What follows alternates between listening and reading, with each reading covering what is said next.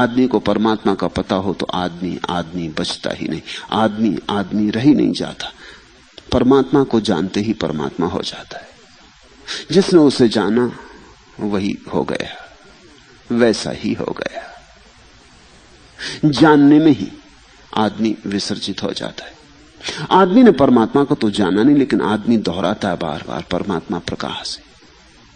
अंधेरी रात को तो कोई नमस्कार नहीं करता, न हिंदू, न मुसलमान, न ईसाई।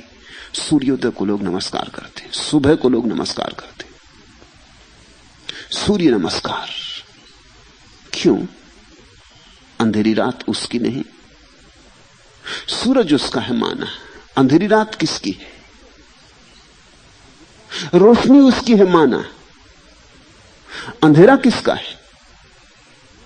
और ख्याल करना, रोशनी की सीमा होती, अंधेरे की कोई सीमा नहीं। अंधेरा ज्यादा परमात्मा का प्रतीक बन सकता है, क्योंकि अंधेरा अनंत है। रोशनी आती है, जाती है, अंधेरा रहता है। दिया जला लो, जलाना पड़ता है। बुझा दो, बुझाना पड़ता है। तुम दिया जलाओ, बुझाओ, अंधेरे को न जलाते न बुझाते, अंधेरा है, अंधेरा बस है। दिया हो जाता तो थोड़ी देर को छिप जाता, दिखाई नहीं पड़ता। दिया बुझा कि फिर मौजूद है। अंधेरा शाश्वत है। और तुमने अंधेरे की शांति देखी? शांति ही अंधेरे में। इसलिए तो रात अंधेरे में तुम सो जाते हो, दिन में सोना मुश्किल हो जाता है। विश्राम अंधेरे में, इसलिए तो आंख बंद कर लेते हो, दिया बुझा देते हो, पर्दे डाल देते हो, अंधेरा कर लेते हो, सो जाते हो। अंधेरे में कहीं तुम भीतर अपनी गहराइयों में डूब जाते हो। रात निद्रा के अंधेरे में कहां जाते हो? जहां जाते हो वहीं परमात्मा है। इसलिए पतंजलि ने कहा है, सुसुप्ति और समाधि कुछ कुछ एक जैसे, गहरी नींद और समाधि कुछ कुछ एक जैसे। जहां स्वप्न भी खो जाता है वो समाधि जैसा ही है, क्योंकि परमात्मा में डुबकी मार दी। इसलिए सुबह जाग के तुम कहते हो ताजा हो गया, पुनरुज्जीवन मिला। जिस रात गहरी नींद सो गए, जिस रात ऐसी नींद सो गए कि सपनों ने भी पंख न मारे और सपनों ने भी चहल पहल न की और सपनों की भी गतिविधि न हुई और सपनों का शोरगुल न मचा और सपने की भीड़ न रही, जिस रात ऐसे सो गए थोड़ी देर को ही सही, उस सुबह तुम कितने ताजे होकर लौटते हो, कितने जीवंत, कितने ज्योतिर्मय, जैसे फिर जगत नया हुआ, जैसे फिर से जन्म हुआ। और जब किसी रात ऐसा नहीं हो पाता और सपने अपनी भीड़ मचाए रखते हैं और तुम्हारे चारों तरफ उछलते कूदते ही रहते हैं, उनकी बंदरों जैसी जमात तुम्हें रात भर नहीं छोड़ती, उस सुबह तुम थके मांदे उठते हो, उससे भी ज्यादा थके मांदे जितने तुम तब थे जब तुम बिस्तर पर सोने गए थे। क्या हुआ? समाधि की वो जो थोड़ी सी घटना घटनी थी नहीं घटी। परमात्मा से जो थोड़ा सा प्रसाद नींद में मिल जाता वो भी ना मिला। अंधेरा, गहरा अंधेरा विश्राम का प्रतीक है। और भी ख्याल करना, गहरे अंधेरे में ही सृजन का आविर्भाव होता है। बीज फूटता है जमीन के अंधकार में। बीज को ऐसे जमीन के ऊपर रख दो, न फूटेगा। उसे दबाना पड़ता है जमीन के अंधकार में। जहां रात हो जाती, अंधेरा हो जाता, वहां बीज फूटता है, वहां जन्म होता है। ऐसे ही बच्चे का जन्म होता है मां के गर्भ में। वहां गहन अंधकार है, वहां कोई रोशनी नहीं जाती, वहां जन्म होता है। गहरे अंधकार में जन्म और जीवन का आविर्भाव होता है। बहुत कम लोगों ने लेकिन परमात्मा को अंधकार की तरह सोचा। लोगों ने सदा सोचा प्रकाश की तरह। क्यों? इसलिए नहीं कि परमात्मा प्रकाश ही है, परमात्मा प्रकाश भी है, लेकिन लोगों ने इसलिए सोचा कि लोग भयभीत हैं अंधेरे से, लोग ग्रस्त हैं, इसलिए लोगों ने सोचा परमात्मा प्रकाश है। इसलिए शास्त्र दोहराते हैं परमात्मा रोशनी है, परमात्मा प्रकाश, क्योंकि प्रकाश में तुम्हें भय कम लगता है, अंधेरे में भय ज्यादा लगता है। यही जगह, यही स्थान। अगर रोशनी है तुम कम भयभीत, और अंधेरा हो जाए तो तुम ज्यादा भयभीत। अकेले भी हो, दिया जलता हो तो तुम कम भयभीत, दिया बुझ जाए तो तुम बहुत भयभीत। क्यों? अंधेरे में कुछ दिखाई नहीं पड़ता, क्या क्या है। अंधेरे में कुछ दिखाई नहीं पड़ता, कौन कौन है। अंधेरा सब सीमाओं को मैट देता है और सभी चीजों को गड्ढमड्ढ कर देता है, और अंधेरे में सीमाओं का जो भेद है वो विलीन हो जाता है। अंधेरे में सब चीजें असीम में लीन हो जाती, सीमाएं खो जाती, घबराहट पैदा होती। अंधकार से जो दोस्ती बनाने में समर्थ है वही सन्यासी। इसलिए लैला का अर्थ बड़ा प्यारा है। अंधेरी रात, अंधेरी रात की तलाश, अज्ञात की तलाश। और ख्याल रखना कि सूरज भी उसका है, रोशनी भी उसकी है। मैं ये नहीं कह रहा हूं कि रोशनी उसकी नहीं, सब उसका है, रोशनी भी उसकी है। लेकिन आदमी क्यों जोर देता है कि रोशनी है परमात्मा? आदमी अपने भय के कारण जोर देता है, घबराहट के कारण। और जो घबराता है उसका ईश्वर से कोई संबंध नहीं हो पाता। पलटू के ये प्यारे वचन तुमने सुने, थोड़ी हिम्मत करो, थोड़ा पलटू के साथ अज्ञात की यात्रा में उतरो। सच्चे साहिब के मिलने को मेरा मन लिया बैराग है जी। पलटू कहते हैं मैं संन्यास्त हो गया सच्चे साहब को मिलने को। फर्क समझो। कुछ लोग संसार इसलिए छोड़ते हैं कि संसार बुरा है, इसलिए छोड़ते हैं कि संसार पाप है, इसलिए छोड़ते हैं कि संसार में दुख ही दुख है। यह नकारात्मक संन्यास हुआ। कुछ लोग इसलिए संन्यास लेते हैं और संसार छोड़ते हैं कि संसार में सुख है पर क्षणभंगुर। चख लिया, जितना संसार में मिल सकता था जान लिया, उतने से मन भरता नहीं, उससे प्यास मिटती नहीं और बढ़ती, उससे आग में और घी पड़ता। संसार में देख लिए सुख के थोड़े से कण बरसते हैं, कभी कभी कोई बूंद पड़ जाती। संसार के रेगिस्तान में भी कभी कभी वर्षा होती, ज्यादा नहीं, इंच 2 इंच, कभी कभी बूंदाबांदी हो जाती। लेकिन उन बूंदों से एक बात समझ में आ गई कि जल होता है, और जल के सरोवर भी कहीं होंगे जहां से ये बादल उठते। और अगर एकाध बूंद गिर सकती है तो फिर कहीं जल के अखंड स्रोत भी होंगे। उनकी तलाश में निकलता है साधक। फर्क समझो। एक तो साधक ऐसा होता है जो संसार में दुख पाया, दुख पाया इसलिए संसार छोड़ देता है, क्योंकि यहां दुख ही दुख है, क्या रखा है इसमें। इसका छोड़ना नकारात्मक है, इसके छोड़ने में उदासी होगी, इसके छोड़ने में बड़ी निराशा होगी, इसके छोड़ने में बड़ी हताशा होगी।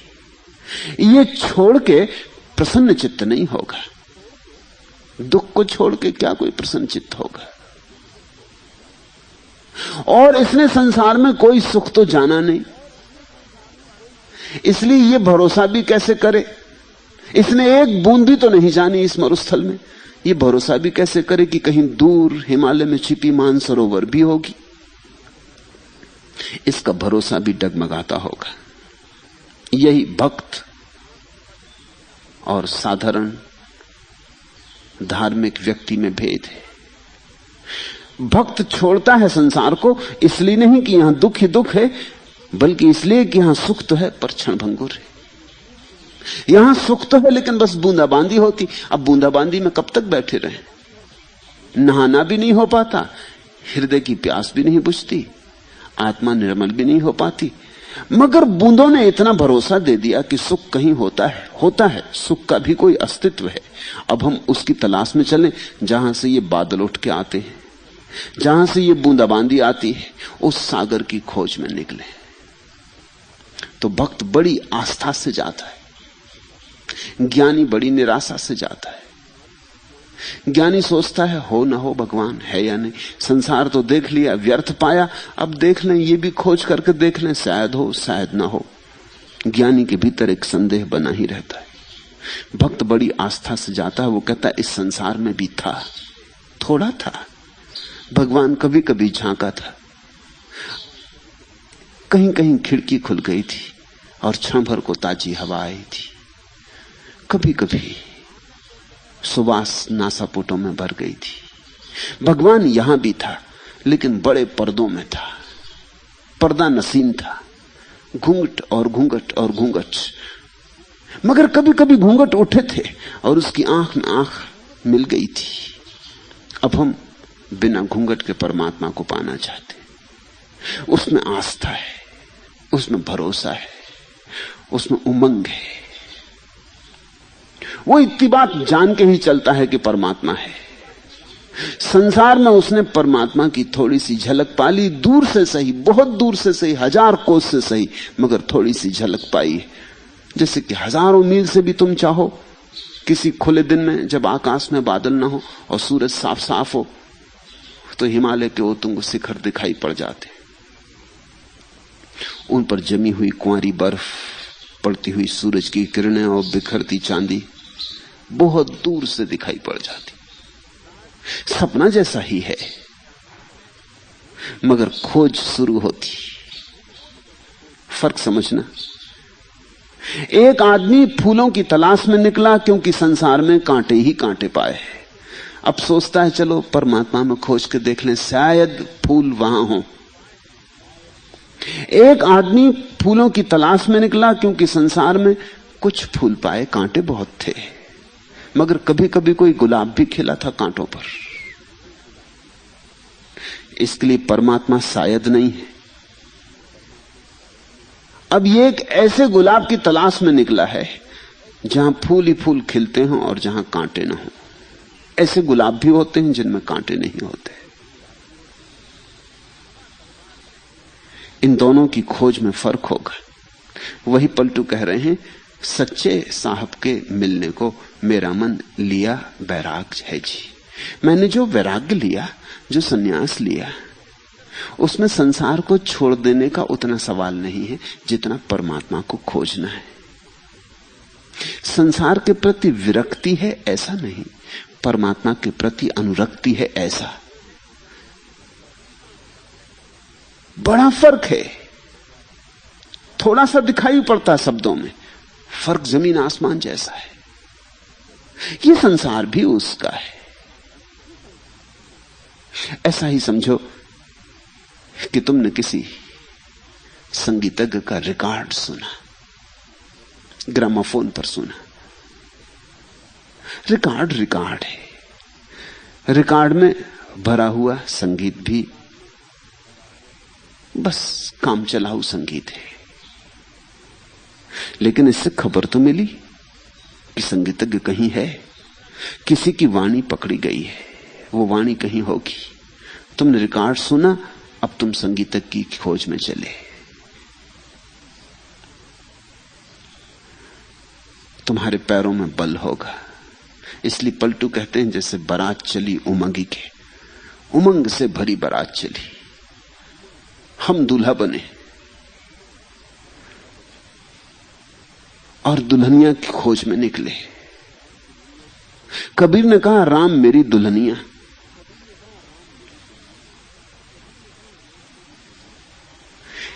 बड़ी उमंग से बारात चल रही, पक्का भरोसा है दुल्हन है।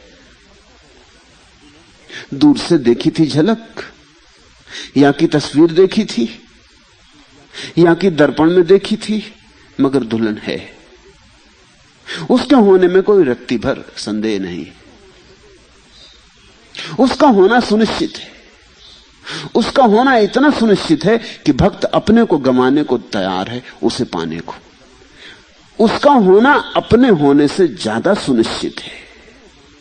ये जीवन को देखने की विधायक दृष्टि, एक नकारात्मक दृष्टि है, नेगेटिव दुख है। संसार में दुख ही दुख है, छोड़ दो। संसार को छोड़ोगे तो परमात्मा मिलेगा, ऐसा आश्वासन समझो। संदेह तो रहेगा, जब यहां सुख नहीं, उसके बनाए हुए संसार में सुख नहीं, तो उसमें भी पता नहीं हो या ना हो। और जब उसने ऐसा दुख भरा संसार बनाया है, तो वो सुख भरा कैसे होगा? ये सब सवाल उठेंगे ही। सुखी आदमी इतना दुखी संसार बनाता है। जिसके भीतर आनंद बरस रहा हो, वो ऐसी कहानी लिखेगा दुख भरी, ऐसा नाटक रचेगा दुख भरा। संदेह तो यही होता है कि कोई परमात्मा नहीं है, ये सिर्फ दुर्घटना है। दुर्घटना ही इतनी दुख भरी हो सकती, इसके पीछे कोई चलाने वाला नहीं, कोई हाथ नहीं है इस विराट उपद्रव के पीछे। दुख है, उपद्रव है, इसके पीछे कोई संयोजक नहीं है। या कभी रहा होगा तो अब मर चुका है, जिस नीत्शे ने कहा कि ईश्वर मर गया है। कभी रहा होगा, चलो मान लेते हैं कभी रहा होगा, क्योंकि ये सब है तो किसी ने बनाया होगा, लेकिन बनाने वाला मर चुका है। ये सब इतनी अव्यवस्था, इतना दुख, इतनी पीड़ा। यहां पीड़ा पर पीड़ा उठती आती है, दुख पर दुख लगता जाता है। यहां कभी सुख की एक किरण दिखाई नहीं पड़ती। तब भी कोई आदमी वैराग्य लेता है, उसका वैराग्य नकारात्मक होगा। उसके वैराग में परमात्मा का अनुराग नहीं है, उसके वैराग में सिर्फ संसार की उपेक्षा, संसार का निषेध। उसके वैराग में सिर्फ संसार का विरोध, संसार के प्रति द्वेष है उसके वैराग्य में, परमात्मा के प्रति प्रेम नहीं। परमात्मा के प्रति प्रेम तो तभी संभव है जब संसार को भी तुमने सहज भाव से स्वीकार किया हो, अंगीकार किया हो, इसमें भी कुछ फूल मिले हो। नहीं, चलो फूल तो फूल की पखरी ही, कुछ मिला हो तो भरोसा है। दूर की ध्वनि सुनाई पड़ी हो, छाया दिखाई पड़ी हो जल में, मगर कुछ दिखाई पड़ा हो, कुछ अनुभव हुआ हो। और अनुभव यहां हो सकता है क्योंकि कृत्य में कर्ता मौजूद होता है, नृत्य में नर्तक मौजूद होता है। सच्चे साहिब के मिलने को मेरा मन लिया बैराग है जी। मोह निशा में मैं सोए गई, चौंक परी उठ जाग है जी।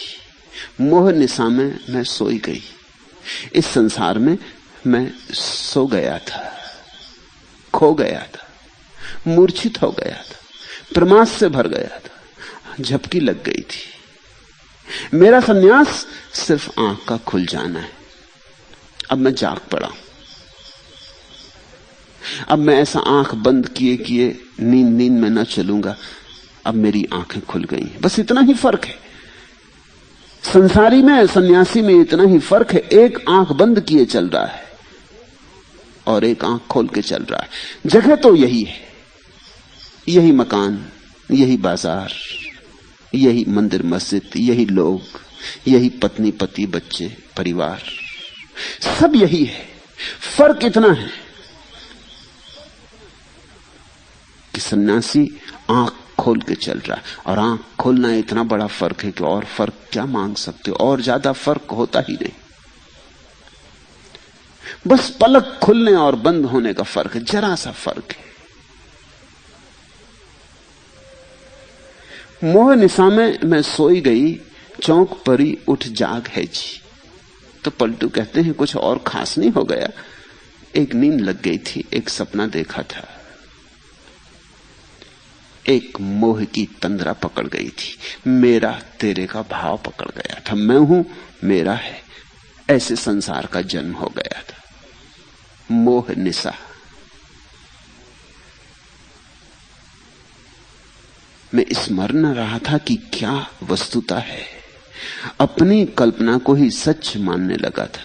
तुम रोज तो करते हो यही, रात सपना देखते हो, सपने में भूल जाते हो कि यह सपना है। सपने में याद ही नहीं आती कि यह सपना है। सपने में लगता है यही सच है, सब सचों का सच। सुबह जाग के फिर हंसते हो, अपने पर हंसते हो। हैरानी होती, भरोसा नहीं आता कि मैं भी कैसा मूढ़, रात सपना देखा और मान लिया कि सच है। अब कभी ऐसा ना करूंगा, अब ऐसी भूल ना करूंगा। और ऐसा कितनी बार नहीं हो सका, हजारों बार हो चुका है। हजारों बार सुबह जाग के हंसे हो, अपनी मूढ़ता को पाया है, तय किया कि अब दोबारा ऐसी भूल ना होगी, और फिर रात सोओगे और फिर सपना सच हो जाएगा। नींद में सपने सच मालूम होने लगते। जब आदमी सोया हो तो फर्क कैसे करे कि क्या झूठ और क्या सच। जागरण में कसौटी है, जागरण में सार असार का स्पष्ट भेद हो जाता है। कुछ करना नहीं पड़ता, जागे हुए आदमी को सीधा दिखाई पड़ने लगता है कि क्या है और क्या नहीं। जो नहीं है वो अपने आप तिरोहित हो जाता है, और जो है वही शेष रह जाता है। सोया हुआ आदमी प्रक्षेपण करता है। जो उसकी मन की कामनाएं हैं, वासनाएं हैं, दमित इच्छाएं हैं, अधूरी अपूरित तृष्णाएं हैं, वो फैल जाती। वही तो सपना बनती। तुमने दिन में उपवास किया, रात भोजन करने लगे सपने में। दिन भर दबाया था भूख को, रात भूख उबली। भूख इतनी जोर से उठी कि भूख ने अपना भोजन निर्मित कर लिया। भूख ने एक सपना बना लिया कि राजमहल में तुम्हारा निमंत्रण हुआ है और सुस्वादु भोजन का ढेर लगा है और तुम दिल खोल के खा रहे हो। ये सपना पैदा कैसे हो रहा है?